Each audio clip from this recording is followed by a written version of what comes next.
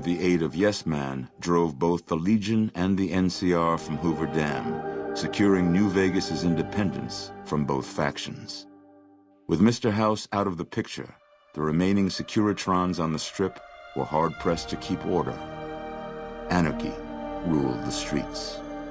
When the fires died, New Vegas remained, assuming its position as an independent power in the Mojave. Supporting the ideals of independence, the Courier was recognized as the man responsible for a truly free New Vegas.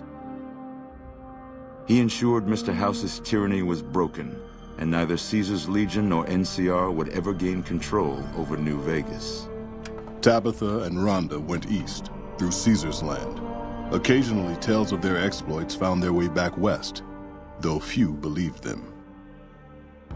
Eventually, the stories concerning the duo were collected and published, and proved to be quite popular with children.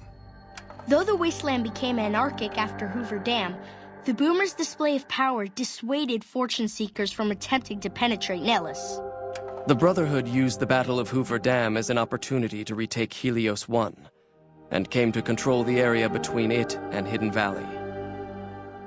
With no organized opposition, their patrols began monitoring trade along I-15 and 95, seizing any items of technology they deemed inappropriate.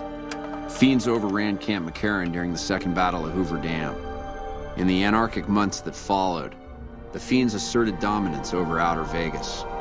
After the Courier ensured New Vegas remained free, the followers found that independent Vegas was even more unstable and violent than before.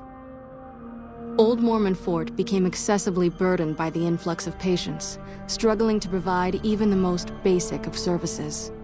With New Vegas's independence formally declared, Goodsprings thrived. More travelers stopped by Goodsprings on their way to and from the Strip, and the locals grew prosperous from the traffic.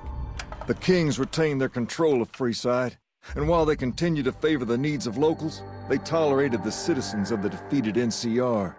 Though Novac was a low-priority target for the Legion, many of Novac's citizens died in its defense. In the weeks that followed, several bright followers returned to Novac to help restore its defenses, allowing it to remain independent of NCR. Tired of waiting for the world to be done with him, Boone ventured into the wastes to make his own way out. Unable to clear his mind of the past, he was at last granted the death he'd awaited, bringing final rest to a life that had ended long ago. After Hoover Dam, the leaderless powder gangers at the correctional facility vanished into the wastes, leaving the prison empty. The correctional facility became another abandoned ruin in the wasteland, its carcass occasionally picked over by enterprising prospectors. Armed with a wide array of improvised explosives and stolen weapons, the Vault 19 powder gang tormented the Mojave wasteland for years. Citizens of the NCR were favorite targets, and they always suffered the worst fates. After Hoover Dam, Sheriff Myers runs Primm with his own style of frontier justice.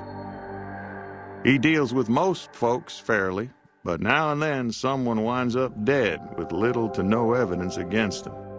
And so the Courier's road came to an end, for now. In the new world of the Mojave Wasteland, fighting continued, blood was spilled, and many lived and died just as they had in the old world. Because war never changes.